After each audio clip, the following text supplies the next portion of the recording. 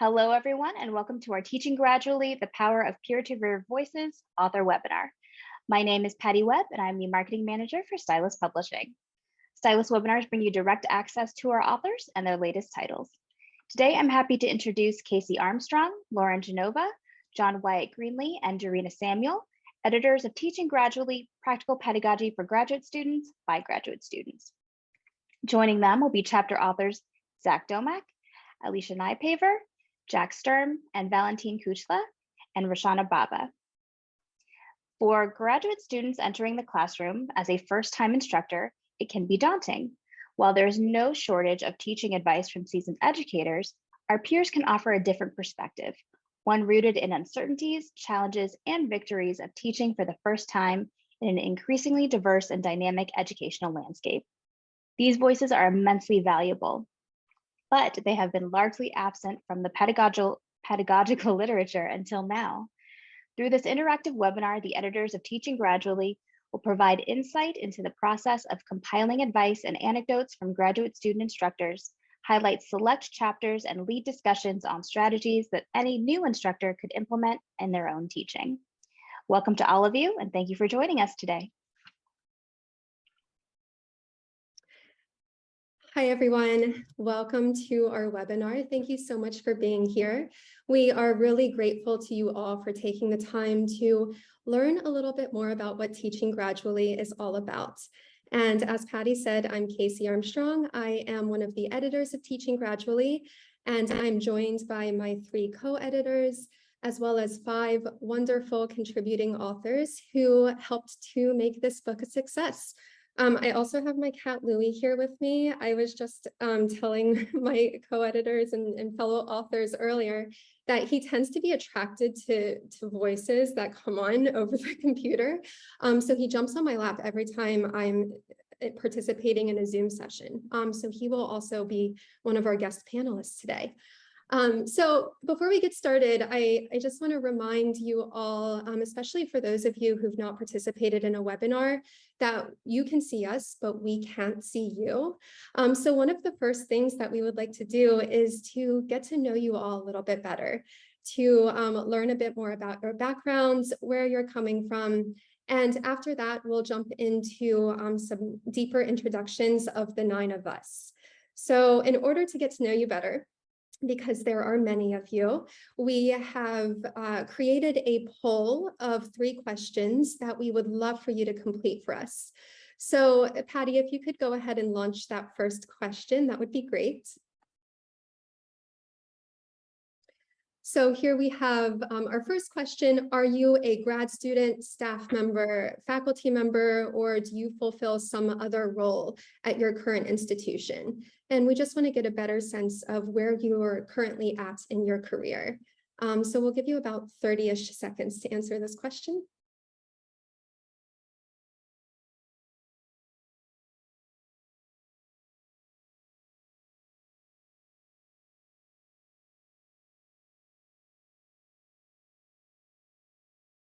Okay, so it looks like the responses are rolling in, and I'm not sure if you all can see this, so I'll summarize the results.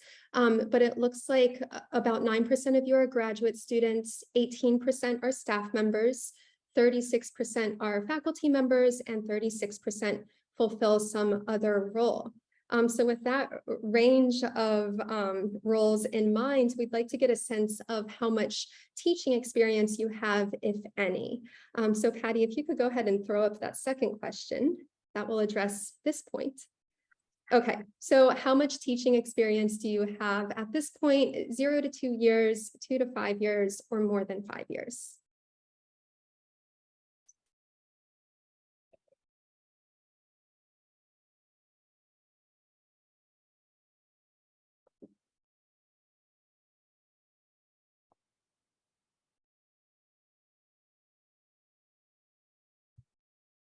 Okay, great. We have about 9% of you with 0 to 2 years experience, 9% with 2 to 5 years, and 82% with more than 5 years. And this is great because it really represents sort of our target audience for the book, which is people who are early in their teaching careers, whether they be graduate students, postdocs, or early career faculty members. But with that said, the strategies that are discussed in our book are really applicable to people at any stage of their careers. It's just that we really wanted to focus on those sort of first moments in teaching. So we're hoping that all of you will get something out of this webinar and be interested in reading more of Teaching Gradually. Before we move on, we do have one more poll question, which is going to allow us to find out if any of you have read the book. So have you read Teaching Gradually, yes or no?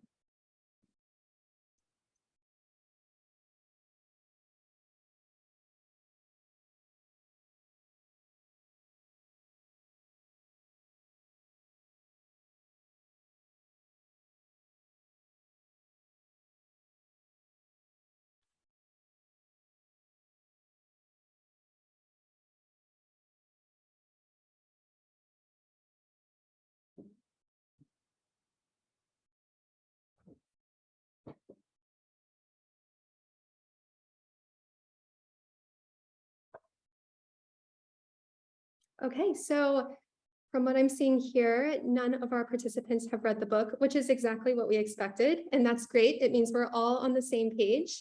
And we're hoping to just provide you with some foundational knowledge about what the book is all about, what you can expect to get out of it, what sorts of topics are included, some of our authors who are represented in the book. So those are all things that we'll be covering today. As we go through this webinar, we do want to encourage you to use the chat function. If you have any questions for us, if you have any observations, we will be monitoring that and we'll do our best to respond to each question within the time that we have today. So do feel free to use that as you need it. And now I will pass it off to Lauren, who is going to lead us through some more involved introductions. Sure. Thanks so much, Casey. And thank you all again for taking time out of your day to join us. It really means a lot to be sharing this hour with you, and we hope that it will be as productive as possible. So as Casey said, please do not hesitate at any time to put a question in the chat, or if you'd like us to repeat something, if you missed something, please just let us know as well. We're all going to be monitoring the chat. So I just wanted to take a few minutes for us to all introduce ourselves to you. Teaching Gradually would not have been possible. This book itself would not have been possible without our amazing authors, some of which are here to join us today, as well as our editors. So Teaching Gradually is an edited volume. It consists of 42 chapters that are written by 51 authors. So we have some of our contributing authors on the call today. So we'll get started by having each of them introduce themselves, their pronouns, their graduating institution, as well as their current institution. All of our authors were graduate students at the time that they wrote their chapters, but some of them may have moved on. So if you have moved on, please let us know where you currently are, as well as your role, and also the title of your chapter, just so that the audience can get to learn a little bit more about the chapter that you wrote, as well as to put a name to the face, and a face to the name, so to speak, when you all read the book later on. So we'll get started with the contributing authors, and then we'll have the editors go as well. I will also put in the chat right here, just for all of the panelists, just the list of how we would like you to introduce yourself, name, pronouns, etc. So we'll get started right away with Alicia, and then I will just we'll go along from there in alphabetical order. So Alicia, if you want to get things started, really excited for you all to be joining us today. Yeah, hi everybody. So my name's Alicia Nypopper. I go by she, her pronouns. I got my master's degree at Temple University in Philadelphia, and I see we have somebody else here from Philly. Hi, Rashida. I also am doing my doctorate here at Temple University, and which is also where I'm a faculty member. So I've been a faculty member here as I was a part-time faculty member for 6 years, and I've also been a full-time faculty member for 6 years. So it's kind of been interesting doing my graduate work at a place where I'm also a full-time faculty member. It's been I don't recommend it, to be honest. It's been a little challenging, but I am in the music studies department. And so you probably could guess that by my background. The title of my chapter is Engaging and Assessing Gen Z, and most of the classes I teach are large general education courses. Awesome. Thanks so much, Alicia. All right, Jack, you're up next.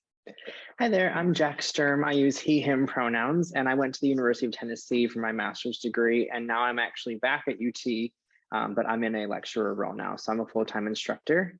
And then my chapter deals with online teaching, so facilitating meaningful interactions in synchronous online courses, kind of a mouthful. So I'm excited to be here this morning. Thank you. Thank you. All right, Rachna, you're up next. Hello, everyone. Glad to be here. My name is Rachna Bhave. My pronouns are she, her. I am a graduate student at the University of Virginia. I'm doing my PhD in biology. And I'm actually in my final year of PhD, so I wrote this chapter a couple of years ago. My chapter is, I guess, chapter number 33. It deals with using assessments as a tool to reframe learning goals in the classroom. Wonderful. Thank you so much. All right, Valentine. Yeah, hi everyone. My name is Valentin Küchler, and my pronouns are he and his. I wrote my chapter with Jihei Huang when we were at Michigan State. She's currently in her final year, and I'm now a postdoc at Auburn University, and the title of our chapter is Making Group Work Work. Love it. And one just comment in the chat real quick before we move on to our last corresponding author here. Jack is from the math department, just to put that out there. Awesome. Thanks, Jack. All right. So let's move on now to Zach, going from Jack to Zach. Let's go. Hi, all. I'm Zach Domock, and I'm a PhD candidate in religion at Columbia University. My pronouns are he, him, his. I was teaching undergrad at Columbia at the time I wrote this chapter. Now I have a teaching position working with graduate students at Union Theological Seminary. And my chapter is called the Learning by Observing, the Art of an Effective Teaching Observation. Great, thank you so much. So those were some of our contributing authors. We're now going to move on to our editors. We'll do it alphabetical again. Let's do it that way. So Dorina, if you don't mind going next. Be glad to. Thanks, Lauren. Hi, everyone. My name is Dorina Samuel, and I'm an associate director at the Center for Teaching Innovation at Cornell University, and working primarily with graduate students. I'll turn it over to Oh, and your pronouns. Oh, my pronouns. Yes. She, her. Thank you. Great. Thank you. All right, Casey, go ahead. All right. Hello again. I am Casey Armstrong. My pronouns are she, her, and I graduated from Cornell University in 2020 with a PhD in psychology. And I'm now at Bowdoin College in Maine, which is a small liberal arts college.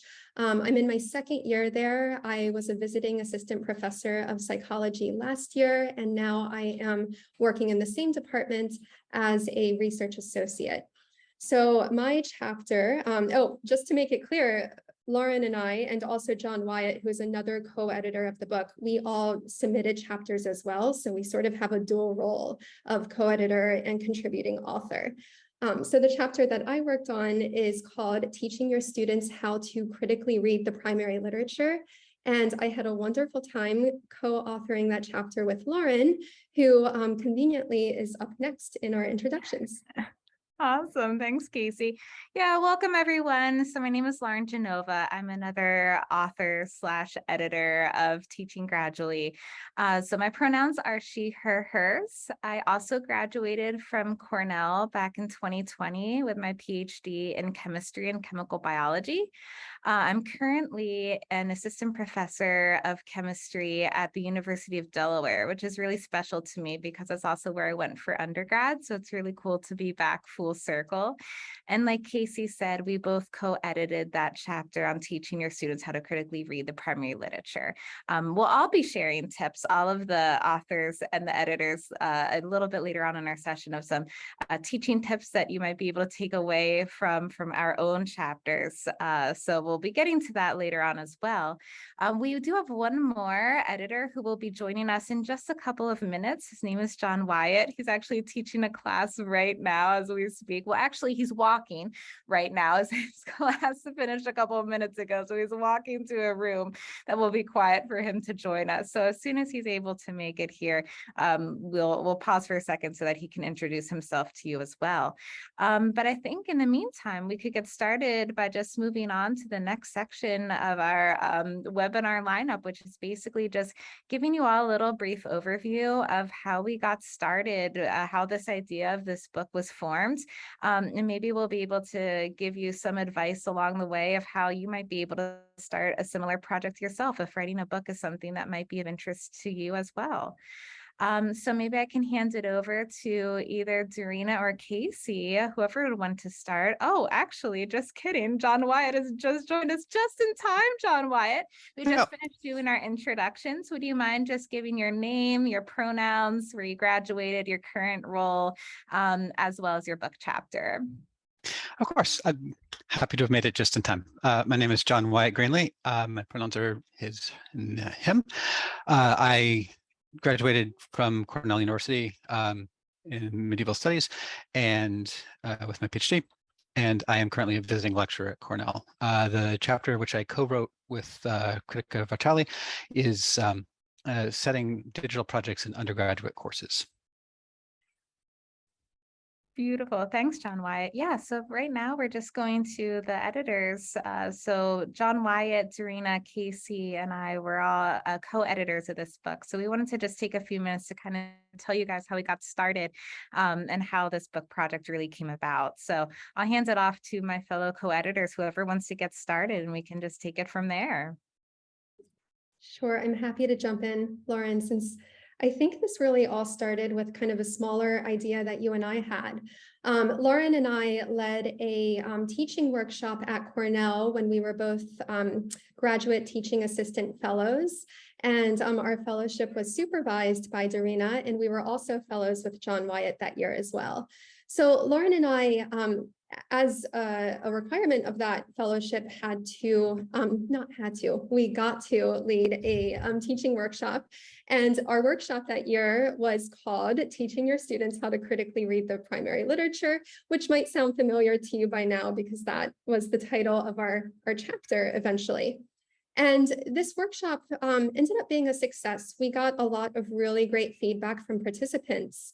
So afterward, Lauren and I started having conversations about how we might expand this.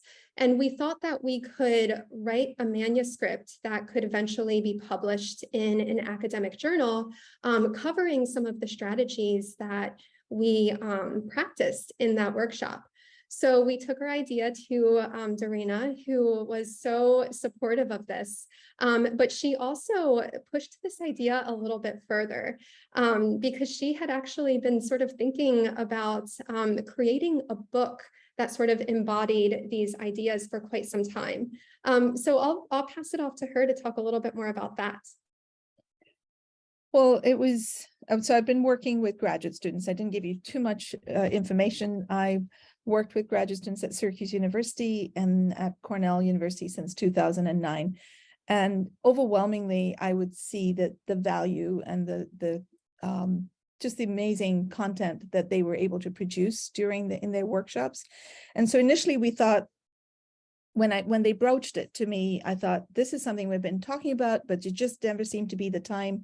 A lot of fellows seem to be interested in it, but it never really panned out. And so when Lauren and Casey brought it to me, I said, how about we move this into a book rather than just a standalone article? And maybe think about it in terms of chapters that the fellows, CTI fellows, would be able to put together. And we thought that would be a good idea. And we brought John Wyatt into it because he had done a workshop and he thought that that would be a good topic to maybe bring into it. We thought that this would be maybe something that would be more valuable for grad students at Cornell. But as the four of us started talking about it, we said, why not make this broader? I had been part of a group that had done it at Syracuse University, just talking about different topics, but we had never really done one at Syracuse University for grad students by grad students. And I said, this is something that I feel grad students would be able to really address. And as we talked about it, we said, why not? We're doing peer-to-peer teaching within the university, so why not talk and bring in their voices from across the country? And it seemed like a huge leap, but we had an amazing executive director, Matt Wyatt. At the time, I broached the idea with him, and he thought it was a fabulous idea, so we had his support as well. So this is really a book that has come out of the center, and it's based on work that we've done, but it's been amazing to see how many people responded to our call for proposals. We really were overwhelmed. We reached out to Stylus and talked to John Van Noring, and he thought this was a great idea, but he wasn't sure that the grad students would actually come through, and he was a little skeptical. He'd never had a book, an edited volume done by grad students, and I said I would be surprised if they didn't come through. We'd actually be able to do it, and amazingly, we had just overwhelming number of people who were interested in this topic.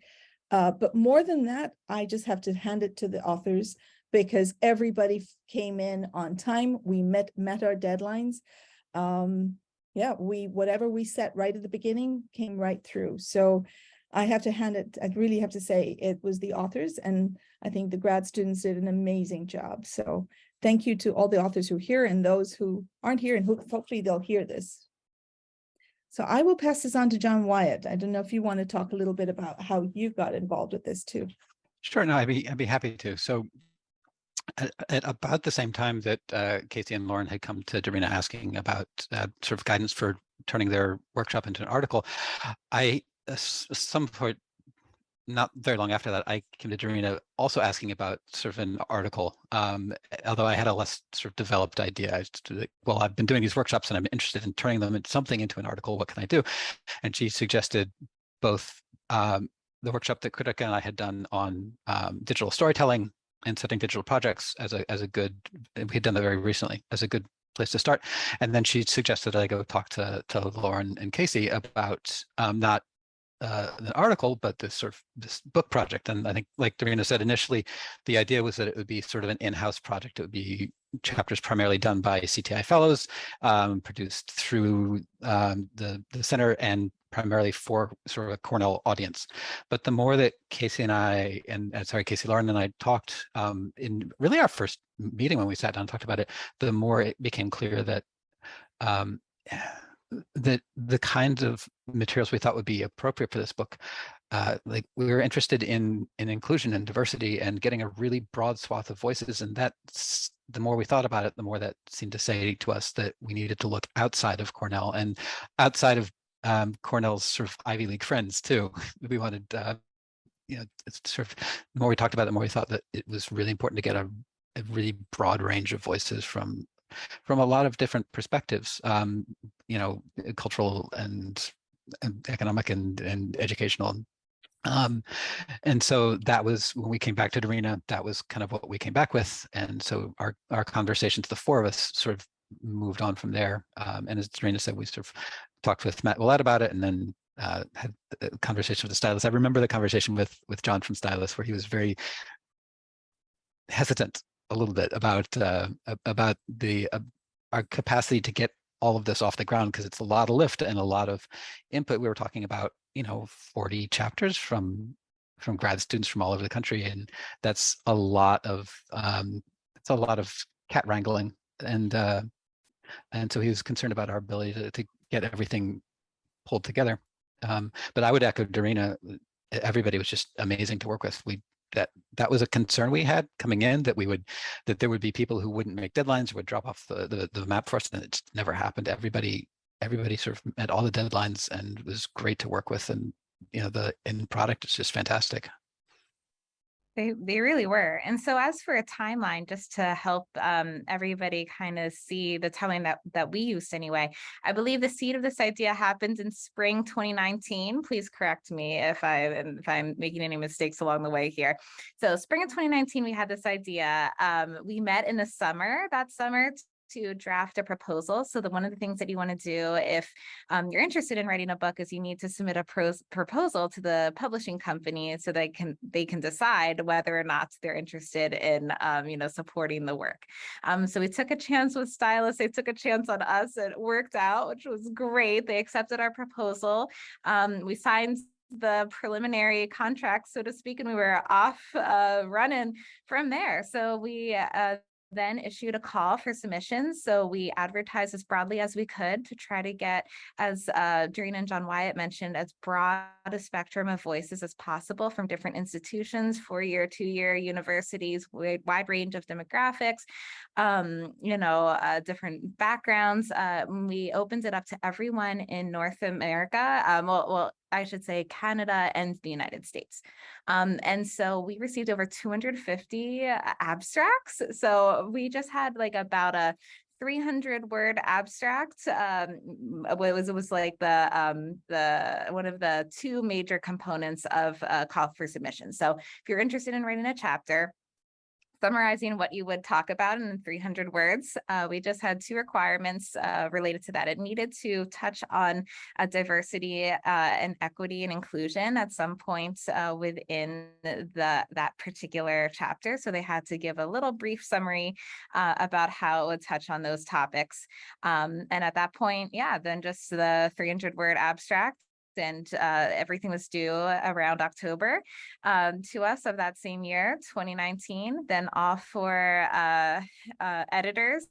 We all took a look at all of the different topics that we received, and we had a rubric that we used to help us try to see, all right, we want to try to speak to as broad an audience as possible as well. So what topics would lend themselves best to STEM, humanities? We tried to have a mixture of both, and some chapters, as you'll hear about later today, were really great in touching or at least having themes that could span regardless of your discipline agnostic, so to speak. So we got all of those abstracts. We were able to whittle them down from 250 down to 42. We contacted our authors. The pandemic hit shortly afterwards, but even so, we were able to stay on a good timeline. We had a couple of different rounds of editing, and our book was published in October of this past year. So really, really exciting. So I'll hand it back over to maybe any of the other editors from there, and we can continue along. So one thing I'd like to add is in our initial planning stages, as we're trying to figure out the proposal, we started like we start with most of our workshops, with learning outcomes and objectives and trying to figure out what we wanted the sort of takeaways from the book to be. And those initial learning outcomes guided most of where we went from there, and wind up still in the introduction to the book itself, and really sort of helped us set the table for how we wanted to structure sections and the kind of materials we wanted to achieve. And the section structures stayed true too. We set those very early and stayed with them. So the sort of thinking through the learning outcomes first really put us on good footing for moving forward throughout the whole project.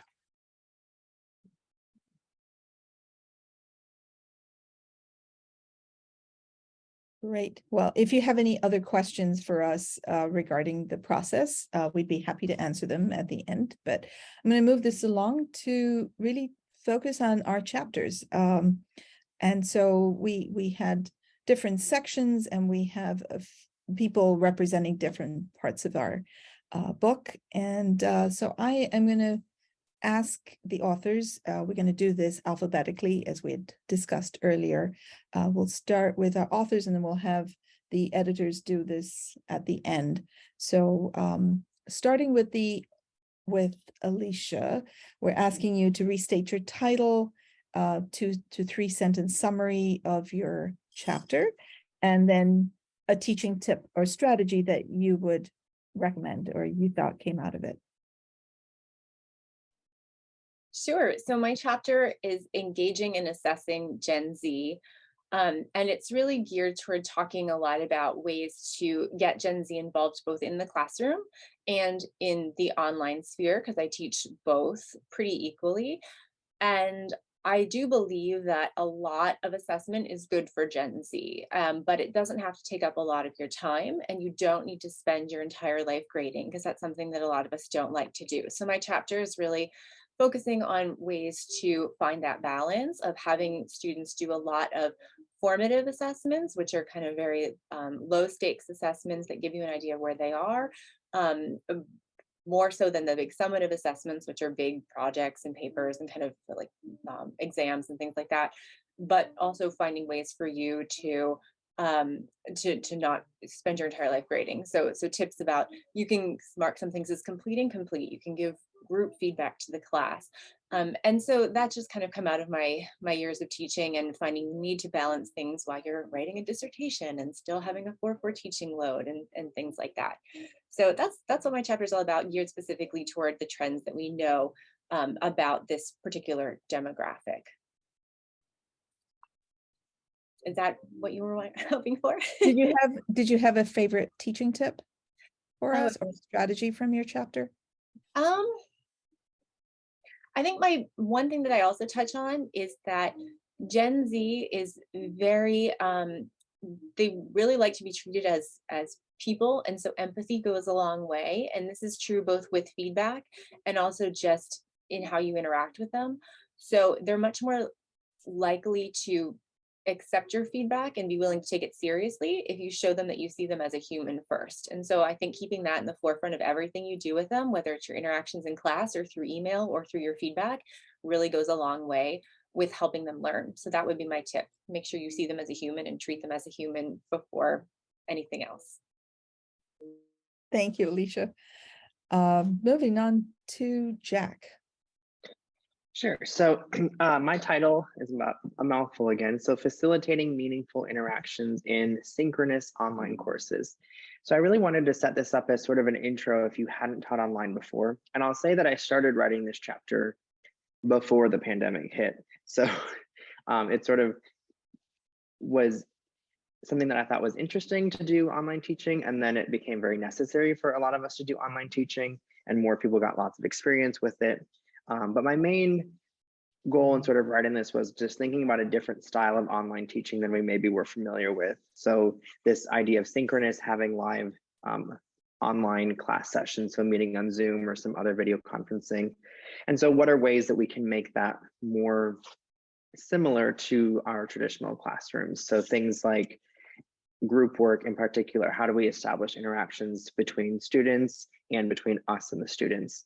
So some ways that I think are helpful to do that is by having group work time. And then I talk about some ways of how to facilitate that and how to take in work that they're doing and writing online. And then another important thing I think is establishing expectations. So really making it clear like what you're looking for, because it's easy to end up in a situation where you're staring out into a sea of black screens. And so if you have clear expectations from the beginning about, you should have your cameras on, treat this like it's a regular class, come to class fully clothed, things you don't necessarily think you should have to say, saying those sorts of things is a great way to set yourself up for success. Well, thank you, Jack. Great points here. Moving on to Rachna. Hi. So my chapter was titled Using Assessments to Reframe Learning Goals in the Classroom.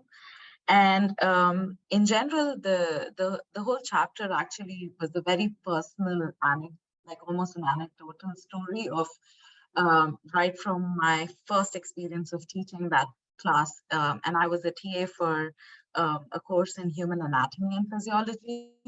And kind of how my teaching practices evolved as I, struggled to find a meaningful place in teaching the students and actually like modifying what they were getting out of a classroom beyond just, oftentimes anatomy can be very rote learning based. And so I found assessments using either formative or summative assessments as a way to actually use as a teaching tool and get students to think about how they can learn by the act of actually giving an exam or an assessment.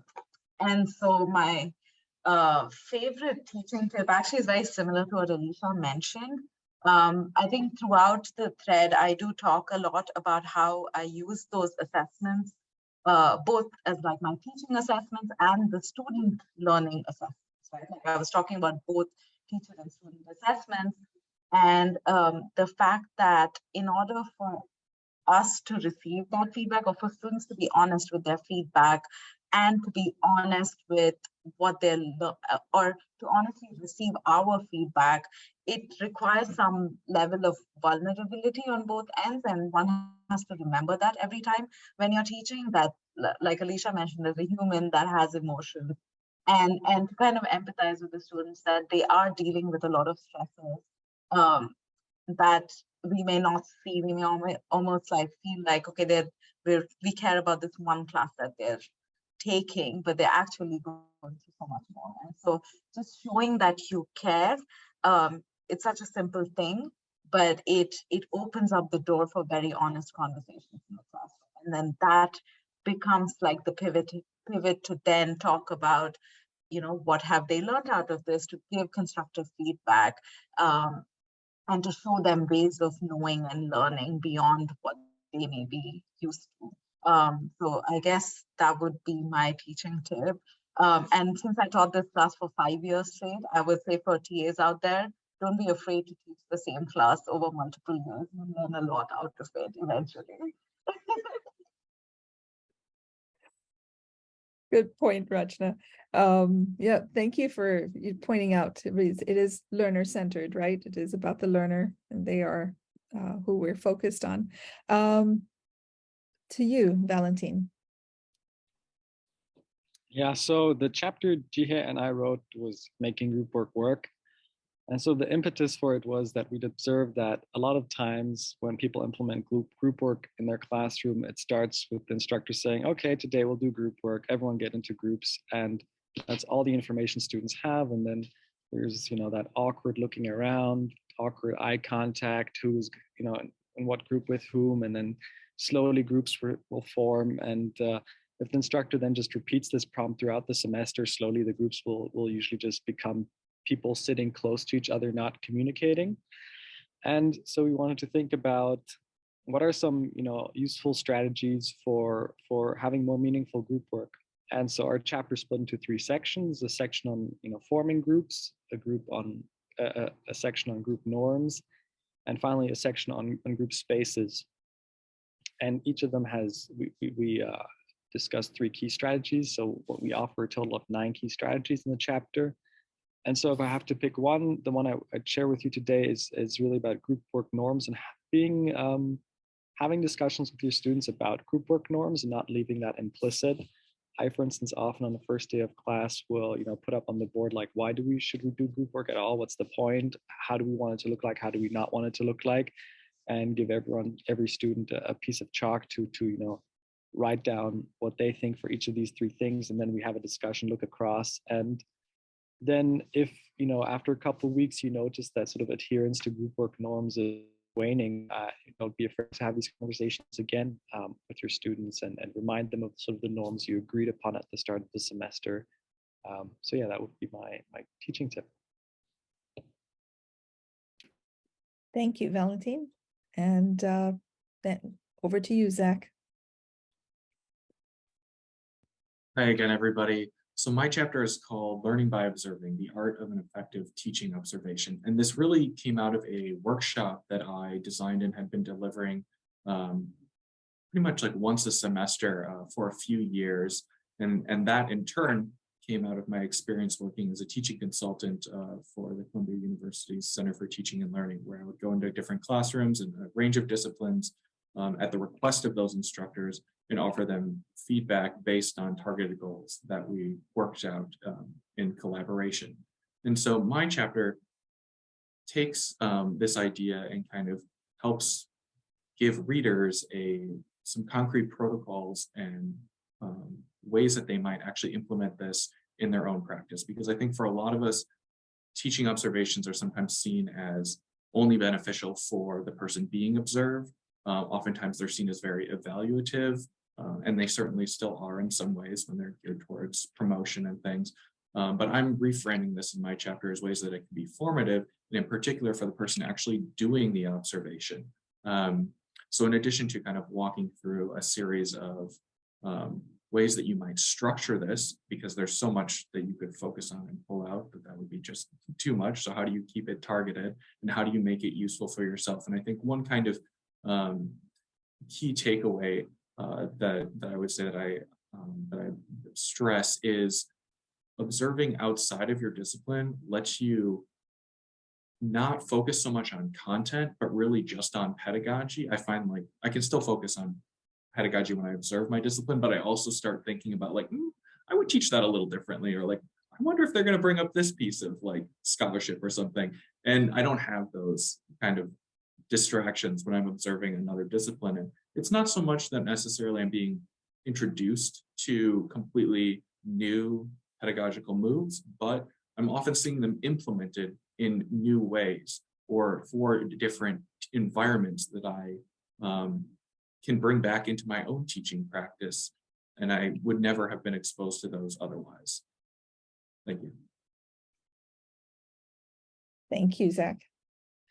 I know I want to make sure that we have time, but I want to get to the editors, their chapters as well.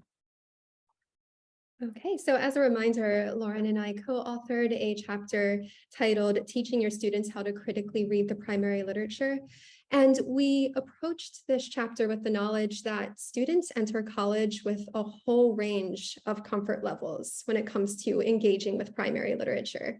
So our book is really centered on strategies that are designed to be interactive and to serve as a sort of accessible entry point to grappling with primary literature across disciplines. So regardless of whether students are in a STEM field where the primary literature is, scientific articles versus the arts and humanities where they're engaging with literature passages or works of art or pieces of music. We recognize that even though the primary literature is different across these fields, sometimes vastly different, our approaches to helping students engage with the primary literature, it doesn't have to be so different. So we really tried to kind of build a bridge in terms of using those strategies across different fields. And I'll hand it over to Lauren to talk about one of our favorite strategies. Sure, thanks, Casey. So yeah, one of our favorite strategies involves close reading, which can be defined as the critical analysis of a primary resource. And so our favorite tip is that close reading doesn't actually need to involve actual reading itself. So you could ask your students, as Casey mentioned, to interpret maybe a particular photograph or a movie clip, a song, a museum artifact, a political cartoon, anything that's relevant to your discipline. And that exercise of asking them to interpret that object, essentially any object, whatever it is, can be a really effective way for students to practice the art of digging deeper, which is essentially the heart of close reading itself, without necessarily needing for students to dissect dense text, at least not right away. All right, so I'll pass it over to John Wyatt to talk about his chapter. Thank you, Lauren. So the chapter that I co-authored with Kritika Vachali, who's at the time was a graduate student in the English department here at Cornell, was entitled Setting Digital Projects for Undergraduate Courses, and which the chapter is basically about that. So both Kritika and I have set a number of digital projects for our students in our classes with varying degrees of success. And what we had wanted to do was to take the opportunity with the chapter to help readers walk through assessing whether or not a digital project is useful for the material they want to deal with and how they want to approach it, and then sort of having made that step, if they think that it in fact is helpful and sort of pedagogically useful, to sort of give them a set of guidelines for starting to think about how to pull together a digital project. What kind of scope and scale you're thinking about, what sort of obstacles you're going to have. And part of that is thinking about the sort of the fact that digital projects, although we often think about them as sort of neutral, can have a bunch of sort of cultural pitfalls, class and economic pitfalls, and can be really problematic in some ways. So we talked about that as well. So the first half of our of our chapter is sort of a discussion of those points. And then the second half is a worksheet that sort of helps readers walk through those questions and sort of do it in a systematic way. And I'm going to take an editorial privilege here and throw out two tips. The first is that if you're planning on setting a digital project in a classroom for your students, make sure you do it first on your own, preferably ahead of the semester. That'll give you a real sense for what your sort of pitfalls are in terms of technological problems or your own lack of knowledge, because you're going to have to help your students, or sort of give you a sense for the time it's going to take that you're going to need to allot, both in terms of student work outside the class and in the class. And the other is to make sure that you have alternate ways of grading your students' digital projects, because at least in one case, in one of Kritika's classes, the external server that her students had their projects on crashed the day that they were all due. So it was important that she had them do sort of an analog backup of what they were doing, and so that gave her something to grade. And then I think was able to, at another point, sort of reconstruct the digital aspect of it so she could see what they had done. But it's useful to have backups if you're dealing with digital things. So that's sort of a summary of the chapter we had. Thank you, everyone. This is great to hear all of this. And to those of you who are listening, it's a teaser. We did see that many of you had not read the book, and hopefully this intrigues you enough to get you into the book. I highly recommend it. I did not write a chapter. I chose to be on the sidelines, and it was an amazing viewpoint from my angle.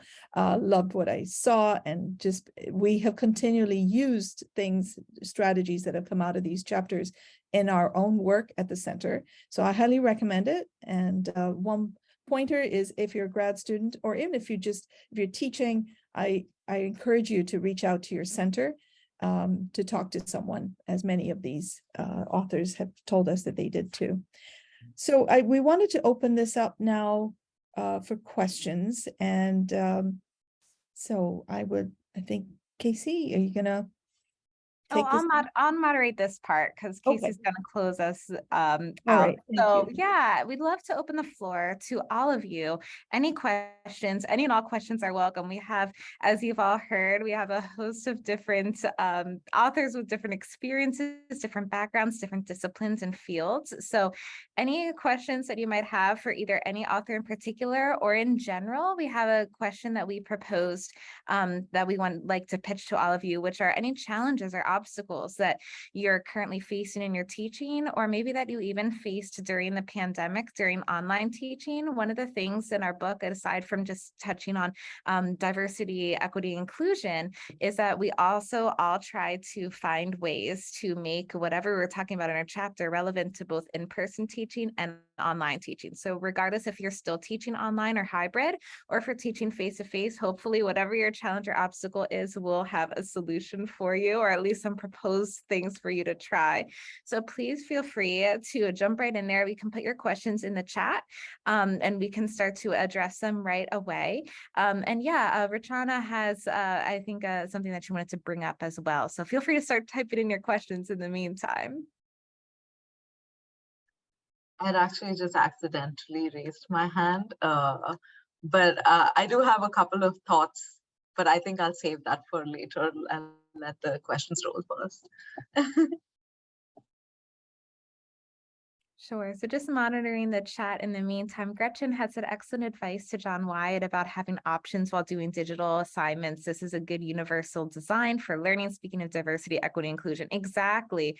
And also, I think John Wyatt had talked about alternate ways to grade. And that's also something that Alicia talked about on her chapter as well. So it's really cool to see how different chapters can blend into one another, even though John Wyatt and Alicia are very different, in very different disciplines from one another. A lot of the themes will carry through, as well as the point about caring about our students as well, and this learner, student-centered perspective.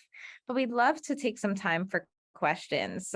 We'll probably wrap up at 2 minutes or so before 1. So in the next 6 minutes or so, we would love to hear your thoughts, any questions that you have, especially, any challenges or obstacles, but really anything, even if it's just a general question about like writing a book, how to get involved, how did the authors find out to, submit a call, how did we advertise, anything that you want to hear about either behind the scenes or something that would be relevant to your own teaching, please don't hesitate to put it in the chat. I guess while we're waiting, I could bring up my thought about, I noticed that a lot of our attendees are actually faculty, and this is a word I have for faculty, because I, as a TA, really benefited from, one, having taught the same course over 5 years, allowed me to like change my role in it from being more of like, okay, I'm just the mediator of this lab section that's decided by a professor, versus getting more involved in designing the assessments. And that's where my idea for reframing learning goals came, because oftentimes as TAs, we feel kind of limited in the scope of our influence on students, given that the instructor is designing the syllabus and assessments.